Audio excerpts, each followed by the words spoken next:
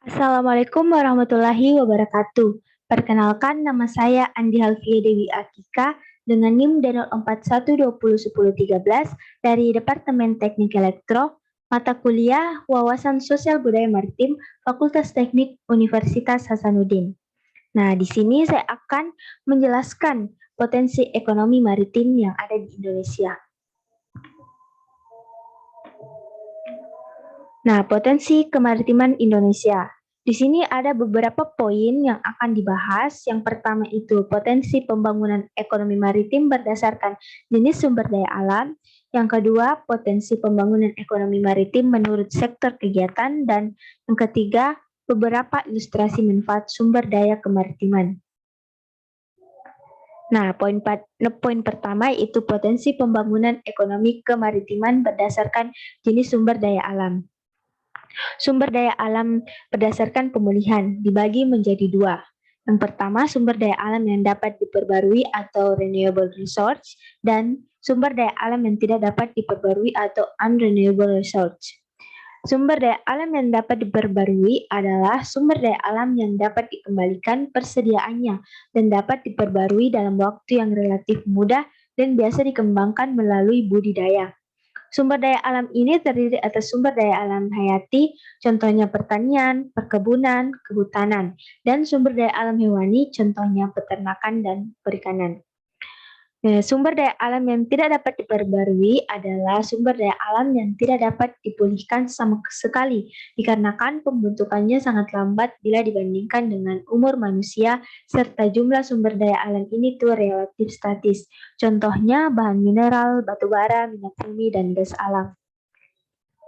Selanjutnya ada sumber daya alam berdasarkan sifatnya, dibagi juga menjadi dua, yaitu sumber daya alam fisik dan sumber daya alam hayati. Sumber daya alam fisik ini adalah sumber daya alam yang tersedia, jumlahnya melimpah dan digunakan oleh seluruh makhluk hidup. Contohnya tanah, air, udara, dan sinar matahari. Sedangkan sumber daya alam hayati adalah sumber daya alam yang jika telah habis terpakai masih dapat diusahakan kembali. Contohnya hewan dan tumbuh-tumbuhan.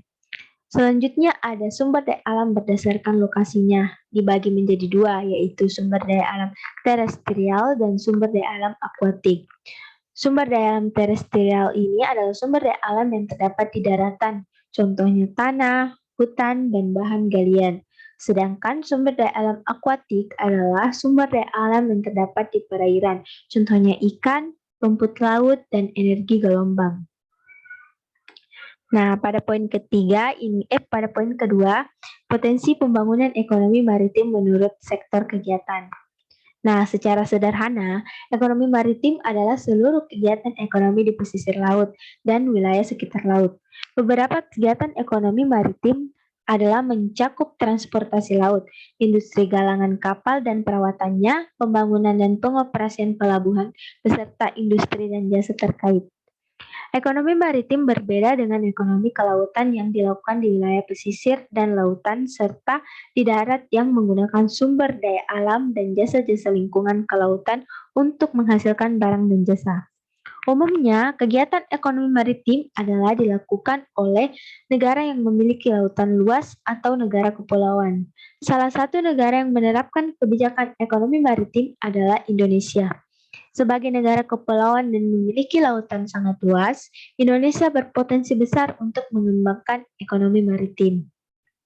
Nah, contoh kegiatan ekonomi maritim yang dikutip dari gramedia.com, beberapa contoh kegiatan ekonomi maritim adalah sebagai berikut, yaitu menyediakan jasa penyeberangan kapal antar pulau dan antar negara, industri pembuatan kapal laut, industri reparasi kapal, industri logistik pengiriman barang melalui jalur laut, aktivitas perekonomian pelabuhan, tol laut, jasa navigasi kapal, terminal peti kemas, jasa pergudangan laut, industri pembuatan senjata dan kapal perang.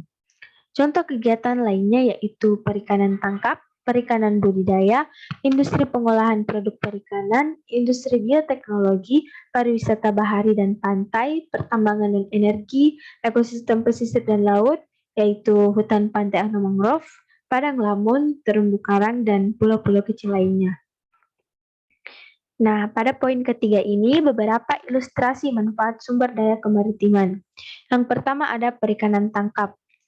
Kementerian Kelautan dan Perikanan atau disingkat KKP memperkirakan potensi perikanan tangkap di Indonesia sebanyak 9,9 juta ton.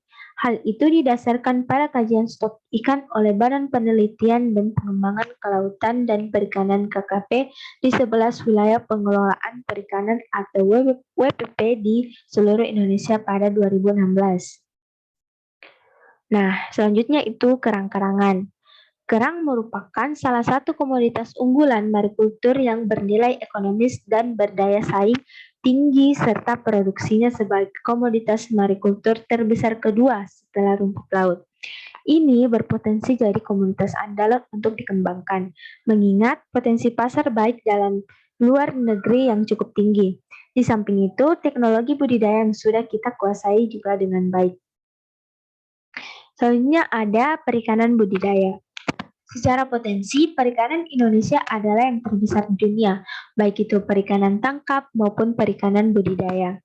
Berdasarkan modus operandi atau cara produksi, perikanan terbagi menjadi dua, yaitu perikanan tangkap atau capture fisheries, dan perikanan budidaya atau aquaculture, dengan potensi produksi lestari sekitar 60 juta ton per tahun. Dan sisanya 56,8 juta ton per tahun adalah potensi perikanan budidaya, baik budidaya laut atau marikultur, budidaya perairan payau atau tambak, maupun budidaya perairan air tawar atau darat. Nah, selanjutnya ada pariwisata bahari. Kekayaan maritim ini membuat wisata bahari di Indonesia tidak diragukan lagi keindahan dan keunikannya. Wisata bahari Indonesia tersebar dari Sabang sampai Merauke. Ada banyak yang bisa dieksplor dalam wisata bahari Indonesia. Wisata bahari merupakan salah satu wisata unggulan yang dimiliki Indonesia.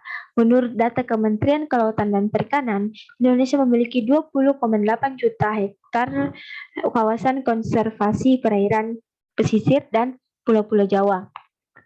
Pulau-pulau kecil.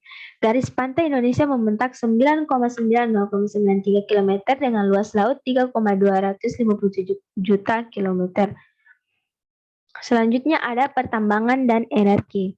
Secara umum, sektor pertambangan dan energi di Indonesia menunjukkan perkembangan yang positif jika dilihat dari beberapa indikator seperti produksi bahan tambang, produksi listrik, dan distribusi listrik.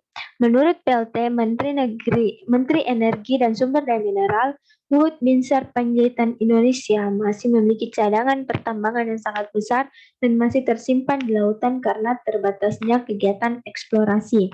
Sumber tambang dasar laut contohnya di Papua mengandung tembaga, seng, plumbum, emas, dan perak.